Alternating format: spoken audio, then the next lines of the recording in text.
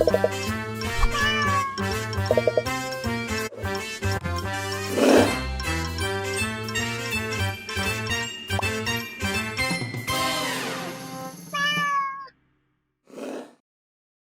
Sinekrip, ketemu lagi sama gue Arya. Dan karena gue sendirian, seperti biasa gue mau review film yang baru aja gue tonton sepulang kerja ya. Rencananya tuh pulang kerja tuh pengennya nonton film yang agak seru-seru dikit gitu, action dikit.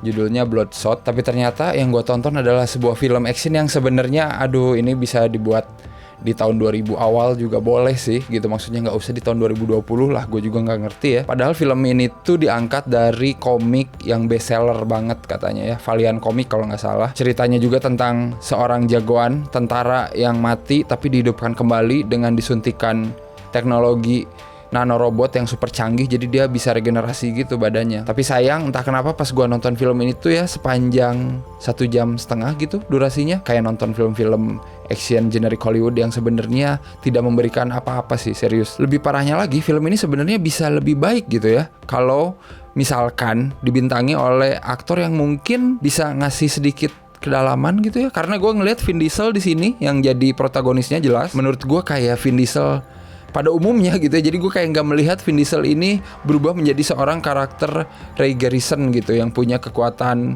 super robot yang somehow bisa menghancurkan orang dengan mudahnya gitu ya, dan tidak bisa mati ala Wolverine kayak gitu. Gue ngeliat Vin Diesel di sini tuh kayak dia baru keluar dari set Fast and Furious terus pindah ke studio sebelah buat syuting ini gitu. Bahkan bajunya aja sama men, pakai kaos-kaos leg bawang warna putih gitu. Gue jadi buset, ini Dom Toretto belum di briefing apa gitu dari studio sebelah gitu langsung masuk ke sini. Terlebih lagi karakter-karakter pendukungnya yang lain itu sangat-sangat generik di film seperti ini gitu. Karakter yang ada di sisi yang jahat tapi tiba-tiba berubah jadi yang baik, ada jago IT, ada mastermind-nya, dalangnya di sini diperanin sama Guy Pearce ya, termasuk salah satu aktor yang gue suka gitu. Dan di film ini gue baru sadar Guy Pearce itu udah tua banget gitu ya.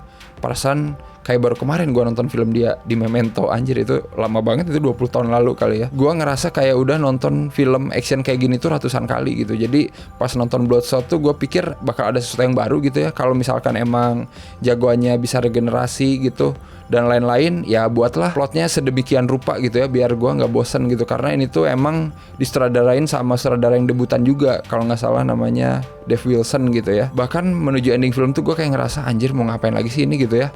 Gue ngerti dia udah tahu pelakunya siapa, bla bla bla, menghabisi mastermind, bunuh diri, tapi ternyata di akhir dia normal lagi, seperti tidak ada apa-apa ya. Padahal di ending dia meledakkan diri gitu. Tapi udah gitu tanpa ada penjelasan apapun tentang nanobot atau apa gitu, robot teknologi yang bisa mengaliri darahnya hingga regenerasi, hidup aja dengan normal gitu tanpa ada penjelasan. Walaupun gua tahu di situ ada hacker yang jago banget gitu ya, si Wiggins itu, yang mungkin salah satu karakter yang cukup mencuri perhatian tapi dikit gitu ya, karena stereotip banget gitu karakter hacker yang suka ngebodor, kayak sering banget juga di film-film action Hollywood yang generik lainnya. Jadi tidak ada hal-hal lain yang bisa gua petik dari film ini ya. Kalau ini emang awal mula sebenarnya not bad, cuman bagi orang yang udah nonton film-film adaptasi dari komik gitu, ngelihat ini jadi awal mula sebuah universe yang mungkin nanti masih luas lagi gitu kan. Karena gue nggak tahu juga kan Valiant Comics bikin komik Bloodshot ini berapa seri gitu dan berapa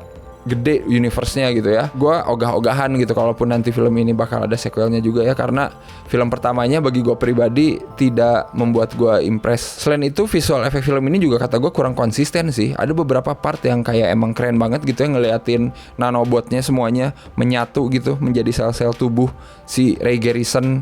Tapi di sisi lain kayak terlalu kasar aja gitu. Apa sih yang bisa lo harapkan gitu ya? Ini juga mungkin budgetnya nggak edan-edan banget gitu kayak bikin film Marvel. Ngelihat Vin Diesel di sini tuh kayak ya udahlah lu naik mobil aja lah gitu, balapan atau ngejar penjahat gitu ya pakai mobil gitu. Jadi kayak ya udahlah Vin Diesel, mendingan lo di Fast and Furious aja gitu ya. Bahkan scene openingnya tuh kayak scene opening semua film Fast and Furious gitu. Ada suatu kejadian, udah gitu, udah kelar kejadian hebohnya, bersantai sedikit, terus ketemu sama love interest, ngomong-ngomong dikit romantis, terus tiba-tiba ada lagi sesuatu buruk menimpa gitu. Jadi kalau ngomongin skor ya, aduh 5 aja lah ya cukup. Mau bagus kagak, mau jelek pun nggak juga sih, cuman kayak ada di tengah-tengah gitu. Nonton aja lah ya film ini kalau kalian pengen buktiin sendiri, tapi ya jangan marah-marah kalau emang hasilnya tidak sesuai ya. Apalagi kalau kalian sekarang lagi musimnya takut-takut keluar dan berkumpul di tempat ramai, ya udah nggak apa-apa, di rumah aja, pikirkan kesehatan ya. Karena gue juga nonton tadi sambil pakai masker, terus pakai jaket dan lain-lain, dan kayak parno sendiri ya, kayak pengen nonton Contagion lagi gitu. Nah itu mungkin film yang menarik tuh, Contagion, Steven Soderbergh, cobain nonton ya. Siapa tahu kalian terinspirasi. Kok jadi ngomongin Contagion ya. Tapi itu aja mungkin review Bloodshot dari gua. Ada yang suka di sini silakan komen apa yang kalian suka, karena kan kita tidak harus selalu sependapat, betul nggak? Jadi silakan komen aja di bawah, dan seperti biasa jangan lupa subscribe, like, share, follow IG, dan jangan lupa beli kaos Cinecrip karena masih banyak. Sampai ketemu lagi di minggu depan.